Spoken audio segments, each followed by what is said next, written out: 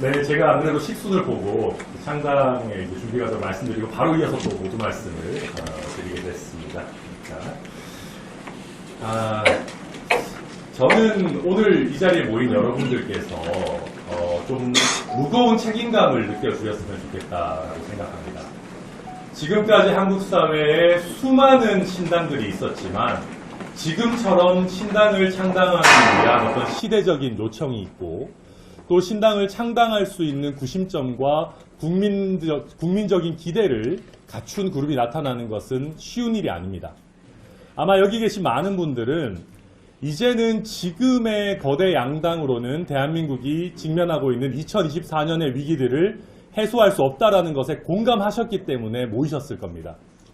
그런데 만약에 이번에 저희 개혁신당이라고 하는 시도가 실패한다면 이런 시도가 가능할 날이 또다시 언제 올까요? 10년일까요? 20년일까요? 저는 그래서 이 자리에 모이신 많은 분들이 정말 개혁신당이라고 하는 한국 정치에 새로운 큰 물줄기가 나오는 것이 필요하다고 느끼셨다면 한 분 한 분이 스스로의 어떤 역할이나 중요성에 대해서 무거운 책임감을 가져주셨으면 좋겠다라고 부탁드리고 싶습니다.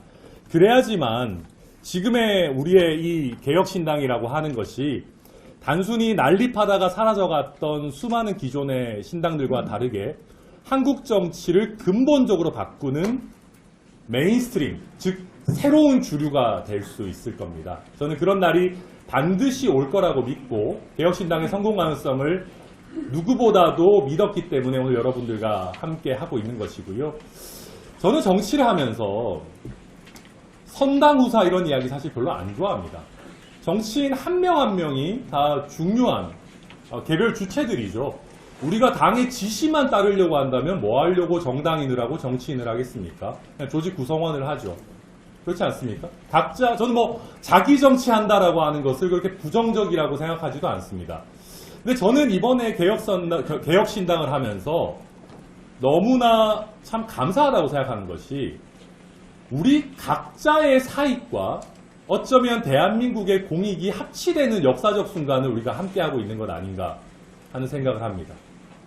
우리 한 명 한 명이 정치인으로서 성공하고 한 명 한 명이 이번 총선에서 큰 성과, 좋은 성과를 내는 것이 우리 개혁신당이라고 하는 하나의 시대적 흐름을 만나서 대한민국 정치를 근본적으로 바꾸는 길이 될 것이다. 우리 한 명의 사익이 어찌 보면 대한민국 정치를 바꾸는 공익으로 직결될 거다라고 믿습니다. 여러분들께서 그 길에 함께 해주시기를 바라고 무엇보다 지금 보면은요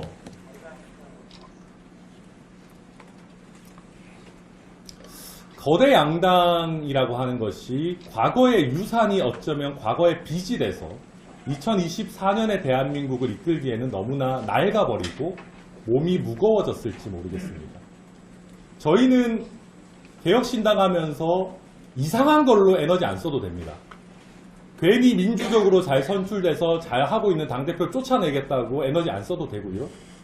괜히 누군가의 의사를 국민의 의사보다 더 떠받들겠다고 해서 있지도 않은 비상사태라는 것을 만들어내서 대한민국의 비상사태를 해결하기도 전에 당의 비상사태에 매몰돼야 되는 그런 일은 개혁신당에는 없을 겁니다. 우리는 과거의 유산이 없는 대신 이상한 일에 에너지를 쓰지 않아도 되는 굉장히 가벼운 스타트업 정당입니다. 우리가 해야 될 일은 명확합니다. 대한민국의 문제들을 해결해내고 국민들이 가려워하는 지점을 정확하게 짚어드리면 되는 겁니다. 그 점에만 에너지를 집중할 수 있는, 정말 정치하면서 내가 이런 거 하려고 지금 정치하나? 내가 이런 거 하는 정당에 몸을 담아야 하나? 하는 자괴감 없이 각자의 능력과 비전을 최대한으로 발휘해서 2024년의 대한민국의 위기를 극복하고 미래를 열어갈 수 있는 정말 좋은 플랫폼에 여러분들과 함께 할 수 있는 그런 상황입니다. 저희가 잘만 하면 되겠죠? 네. 그리고 저희가 앞으로 여러 부침들이 있겠지만 오늘의 이 날이 함께 당 버스도 없어가지고 함께 지하철을 타고 더 국민들과 가깝게 이동하고 또 당 회의실도 없어서 서울역에서 이 회의실을 이용하는 이 날이 멋집니다. 아유 감사합니다. 정말로 좋은 추억으로 남게 될 것이고 저희가 허례허식과 과거의 어떤 부담이 없는 만큼 더 가벼운 몸놀림으로 더 국민과 가깝게 국민이 원하는 방식으로 저들이 따라올 수 없는 속도로 달려갈 겁니다. 함께 달려가는 길에 누구보다 용기 있고 책임감 있게 또 즐겁게 같이 갔으면 좋겠습니다. 잘 부탁드리겠습니다. 네, 안녕하십니까. 상당준비위원장 이기인입니다. 새해를 여는 오늘 여러분들과 함께 새 희망을 가지고 또 새로운 미래를 향해서 같은 출발선상에 설 수 있음을 매우 기쁘게 생각합니다. 앞서 우리 천하람 위원장님께서 좋은 말씀 해주셨는데 저도 토시 하나 들지 않고 똑같은 마음이다 라는 말씀을 드리고 싶습니다. 앞으로 저희 창단까지 참 많은 과정이 남아있는데 아까 현충원 앞에서도 그렇지만 우리 당의 강령이 언제 나오느냐라고 질문을 하신 분들이 많으시더라고요. 우리 당의 정신, 강령, 정강정책, 당원당규 같은 중요한 것들은 최대한 정제된 언어로 또 최대한 격식과 예를 갖춰서 이른 시일 내에 국민들께 그리고 여러분들께 공개할 수 있는 계기가 있을 겁니다. 조금만 기다려 주셨으면 좋겠다는 공지를 꼭 드리고 싶었습니다. 제가 오늘 드리고 싶은 말씀은 간단합니다. 우리 개혁신당이 이준석 신당이라고 불립니다. 그것은 이준석 위원장님께서 하고 싶은 정치에 대한 열망과 의지가 담뿍 담겨있기 때문일 겁니다. 하지만 올해부터는 이준석 신당도 좋지만 여기 계신 여러분들의 이름으로 불려지는 정당이었으면 좋겠습니다. 여기 계신 분들이 출마를 하시게 된다면 국민과 유권자께서는 천하람과 이준석을 보고 투표를 해주시는 분들도 계시겠지만 신당이라는 명체를 달고 표를 호소하는 여러분들 한 분 한 분의 개개인과 면면을 보고 투표할 것이기 때문입니다. 앞으로 이 순간부터는 내가 창당준비위원장이다. 내가 개혁신당의 당대표다라는 무거운 책임감으로 임해주셨으면 좋겠는데 동의하신다면 박수 한번 주십시오.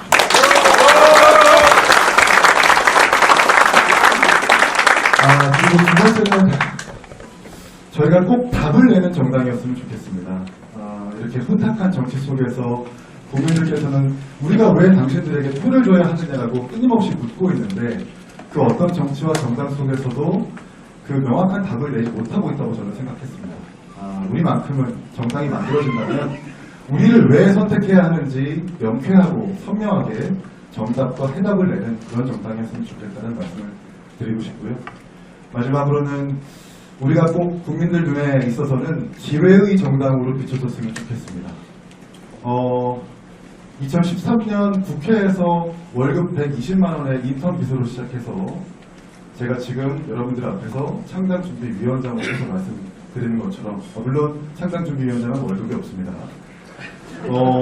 이렇게 저희 당에서 활동하는 모든 분들이 열심히 하고 또 인정받으면 한 단계 한 단계 더 나아갈 수 있는 그런 기회의 정당, 그리고 우리가 국민들께 더 잘 살 수 있는 기회를 많이 만들어 드릴 수 있는 그런 기회의 정당으로 빚어줬으면 좋겠습니다. 아무쪼록 오늘 우리 개혁신당의 새로운 흐름에 손을 보태주시기 위해서 이렇게 참석해주신 또 현충원에 함께해주신 분들 진심으로 감사드리고 우리 청룡의 해, 청룡의 의미처럼 승승장구하시는 한 해가 되셨으면 좋겠습니다. 신년 하려면 구호 한번 외치고 인사말 마무리해도 될까요? 네. 우리 개혁신당 제가 미래로 하는 여러분들은 가자라고 크게 외쳐주시면 되겠습니다. 준비되셨습니까? 자, 하겠습니다. 자, 개혁신당 미래로 가자!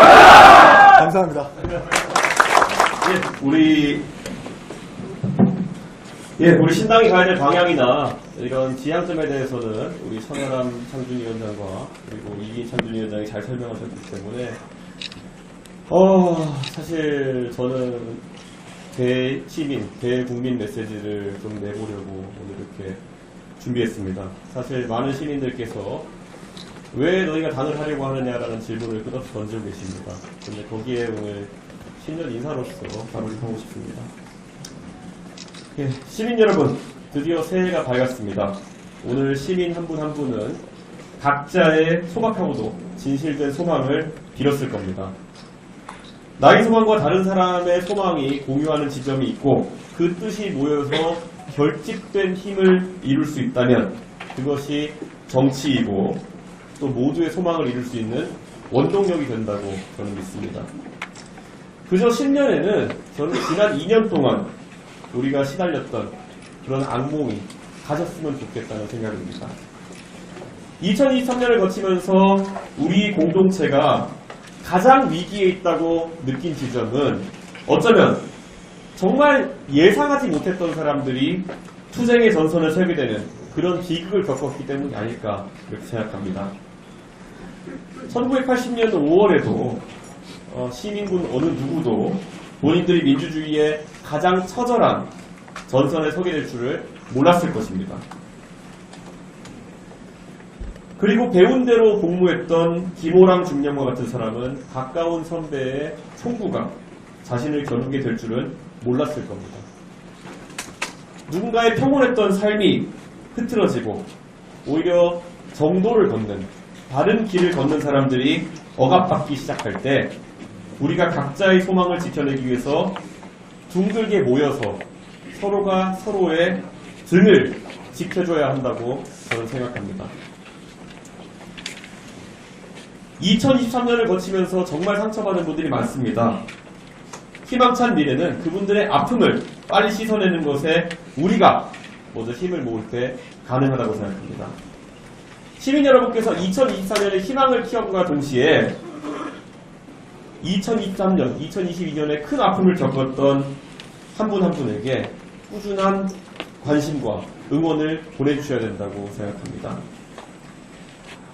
사실 어제 어느 한 군인의 어머니가 저에게 연락을 주셔서 본인은 경상북도 안동의 일출암이라는 곳에서 새해를 맞으신다고 전해주셨습니다. 명예롭게 복무하던 아들의 삶이 갑자기 굴곡으로 어우러지게 된 2023년에 제가 방송이나 SNS를 통해서 그분의 아들을 위해서 보탠 몇 마디가 감사하다는 말씀을 주셨습니다. 그래서 참 마음이 아팠습니다. 왜 바른마음으로 최상병의 억울함을 밝히겠다는 소명의식이 처벌의 대상이 되어야 되고 그 어머니는 갑자기 아들의 안위를 걱정해야 하며 당연한 이야기를 한다는 이유로 제가 감사받아야 합니까? 저는 정치를 한다는 사람으로서 정말 부끄럽습니다. 박정훈 대령이 곁에 더 많은 사람들이 함께 서는 그런 2024년이 되었으면 좋겠습니다. 이태원 참사의 아픔 속에서 혹시나 대통령이 오실까 자리를 비워놓고 기다렸던 유가족의 마음이 2023년에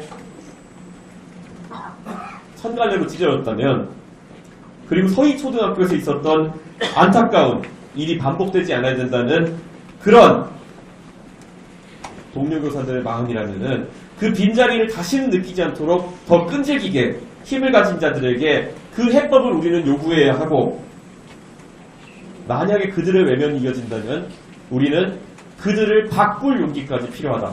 저는 그렇게 생각합니다.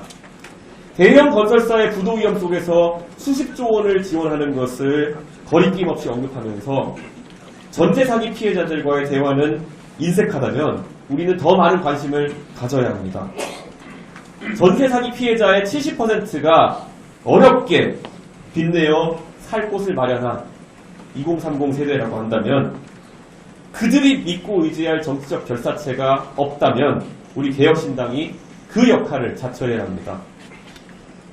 2023년 내내 우리에게 정말 익숙해졌던 언론인들이 석연찮은 이유로 이름을 걸고 진행하던 방송들에서 하차하고 그들의 천직을 떠났습니다.